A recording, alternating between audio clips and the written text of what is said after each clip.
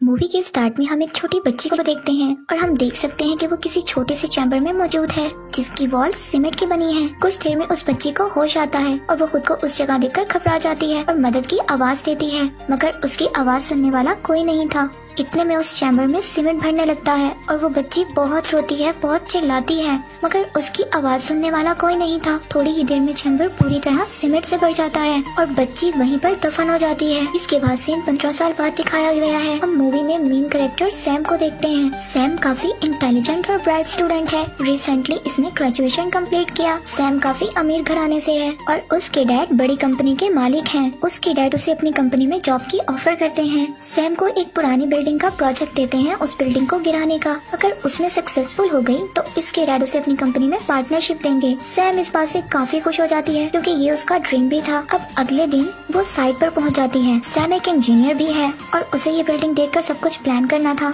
इसीलिए वो बाकी वर्कर से पहले ही एग्जामिन करने साइट पर आ जाती है। ये बिल्डिंग हालांकि काफी पुरानी हो चुकी है, मगर इसका आर्किटेक्चर देखकर वो हैरान होती है क्योंकि बिल्डिंग काफी खूबसूरत थी और ये सोचती है इसे काफी महारत लगी होगी इसे बनाने में। असल में ये बिल्डिंग जोसेफ नाम के किसी आदमी ने बनाई थी। सैम सोचती है कि जोसेफ जरूर ही कोई जीनियस होगा, वरना ऐसी जगह पर ऐसे बिल्डिंग बनाना नामुमकिन है क्योंकि ये एरिया इतना डेवलप नहीं है और यहाँ पर तो फोन का नेटवर्क भी नहीं आते। सैम जब अंदर आती है तो इसकी मुलाकात होती है एक औरत और उसके बेटे जिमी से, जो इस बिल्डिंग के केयर टेकर है और इसका बेटा जिमी है। वो केयर टेकर सैम को उसका रूम बताती है और जिमी सैम को उसका रूम दिखाने चला जाता है। यहाँ केयर टेकर सैम को कुछ बिल्डिंग की वैल्यूज और रूल्स बताती है। उसे कुछ भी करके एक फ्लोर पर नहीं जाना, वो जोसेफ आर्किटेक्चर का रूम है, और सेकंड उसे कभी टेरेस पर नहीं जाना। सैम पहले इस बिल्डिंग के काफी इम्प्रेस हो गई थी, मगर यहाँ उसे काफी अजीब भी लगता था। जैसे जब वो कॉरिडोर से गुजरती है तो उसको बहुत ही अजीबोगरीब आवाजें सुनाई देती हैं। सैम शुरू में इस बात को इग्नोर करती है, लेकिन बाद में उसे शॉवर लेते वक्त एक बच्ची की आवाज सुनाई देती है।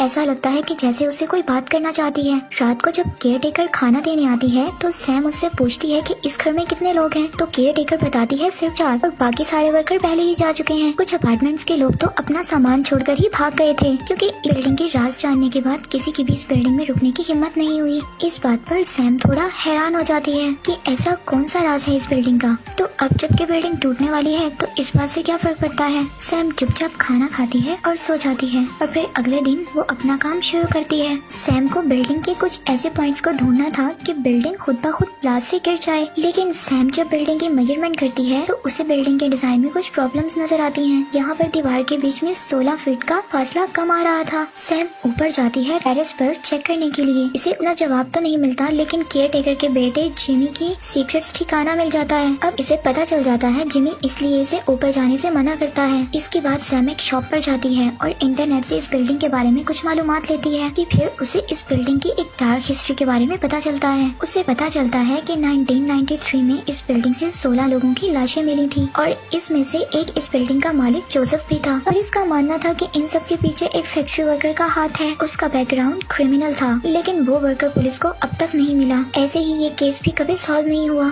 ये सब पता लगने के बाद सैम काफी शॉक्ड हो जाती है और अब उसे उस केयर टेकर की बातें भी समझ आ जाती हैं कि वो अब अपने घर जाने लगती है। रास्ते में उसे जिमी मिलता है। वो डॉग के साथ खड़ा होता है। सैम जिमी से पूछती है कि उसने झूठ क्यों बोला कि जोसेफ जिंदा है और छत पर भी जाने से मना किया। इसके बाद जिमी सैम को उस रात छत पर जाने का प्रॉमिस करता है, बट रात को अपनी मॉम के सो जाने के बाद। असल में वो केयर टेकर अपने बेटे जिमी को सैम से दूर रहने का कहती है और वो नहीं चाहती कि जिमी सैम से मिले, मगर जिमी को सैम अच्छी लगती है। दूसरी तरफ जब सैम बिल्डिंग पर मार्किंग कर रही होती है तभी अचानक एक आदमी उसकी तरफ आता है। ये आदमी भी इसी बिल्डिंग में रहता है क्योंकि इसके पास कोई और जगह नहीं है। ये बिल्डिंग का सेकंड एंड था। अब सैम के आने के बाद उसे पता चल जाता है कि अब उसे जाना है, इसलिए वो काफी अपसेट होता है। इसके बाद सैम जाती है उस बिल्डिंग के थर्ड और लास्ट एंड के पास। उसे वहाँ पर बहुत सी बुक्स दिखाई देती हैं जो कि सारी जोसेफ की थी, आर्किटेक्चर से रिलेटेड थी। सैम को उनमें से एक बुक मिलती है, प्रिमिटिव बिलीफ इन आर्किटेक्चर। वो बुक काफी इंटरेस्टिंग लग रही होती है, इसलिए सैम उस बुक को अपने पास रख लेती है। रात को जब वो बुक को पढ़ती है तो उसे काफी इंटरेस्टिंग चीजों के बारे में पता चलता है। यहाँ किसी इजिप्शियन प्रैक्टिस के बारे में पता चलता है। कहा जाता है कि बिल्डिंग बनाते हुए ह्यूमन सेक्रीफाइस करते थे।